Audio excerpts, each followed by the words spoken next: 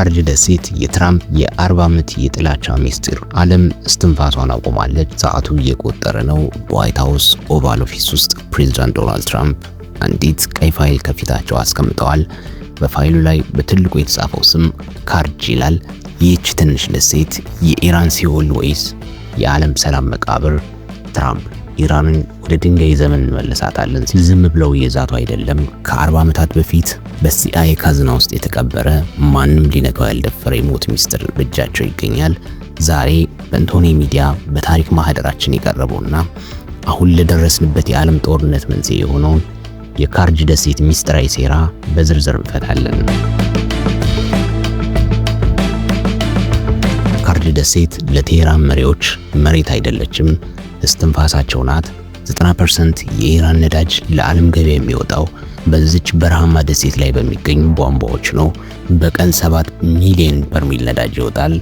ኢራን ለሂዝቦላ የምትልከው ቢሊዮን ዶላር፣ እስራኤልን የሚያወካት ሚሳኤሎችና የኒኩሌር ፕሮግራሟ በሙሉ የሚመገቡት ከዚች ደሴት ከሚመነጨው ጥቁር ወርቅ ነው።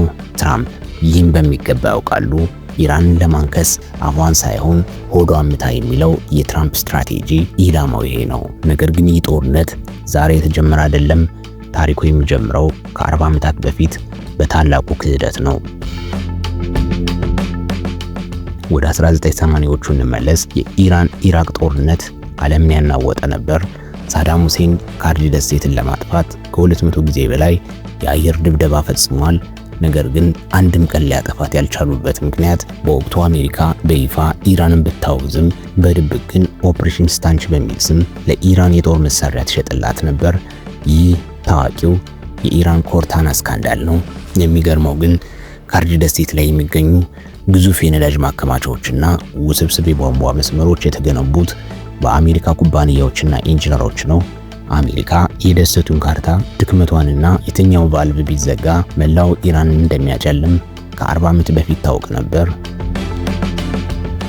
ትራምፕ ዛሬ በእጃቸው የያዙት ካርታ በ1980ዎቹ አሜሪካውያን ራሳቸው የነደፉት ካርታ ነው። እኛ የገነባነውን እኛ እናፈርሳለን የሚል የ40 ዓመት የጥላቻ ቁርሾ። ትራምፕ የያዙት ጥቃት የሚያነጣጥረው ቲጄቲ የተባለው የደሴቱ ክፍል ላይ ነው። ይህ ቦታ ከተመታ ኢራን ለ10 ዓመታት ነዳጅ መላክ አትችልም። ይህም ቦታ የገነባው የአሜሪካ ኩባንያ ለሲአይኤ የሰጠው ሚስጥራዊ ብሉፕሪንት አሁንም በትራምፕ ጠረጴዛ ላይ ይገኛል። በካርጅ ደሴት ስር የሚገኘው የነዳጅ ቧንቧ በቀጥታ ከኢራን ማዕከላዊ ባንክ ዲጂታል ሲስተም ጋር የተገናኘ ነው። ነዳጅ መፍሰስ ሲያቆም በ30 ሰከንዶች ውስጥ የኢራን ገንዘብ ሪያል ዋጋ የሌለው ወረቀት ይሆናል። ይህ ጦርነት ሳይሆን ኢኮኖሚያዊ ግድያ ነው። ትራምፕ የሰጡት ቀነ ገደብ የሚያበቃው ኤፕሪል 6 ወይም መጋቢት 26 ቀን ነው። ይህ ቀን ደግሞ እንደ አውሮፓውያን አቆጣጠር በ1988 አሜሪካ በፋርስ ባህረ ሰላጤ ላይ የኢራን መርከቦችን ያጠፋችበት ኦፕሬሽን የተካሄደበት ቀን ነው። ትራምፕ ታሪክን በደምና በብረት እየደገሙ ነው። መጋቢት 24 ቀን እስራኤል በሃይፋ ላይ በደረሰባት ድንገተኛ ቅጣት ክፉኛ ቆስላለች። ኔታንያሁ ለትራምፕ የላኩት መልእክት ግልጽ ነው። ኢራን የባህል ማዕከላትን ሳይሆን የኢኮኖሚ ልቧን ካርጅን አጥቆ የሚል ነበር።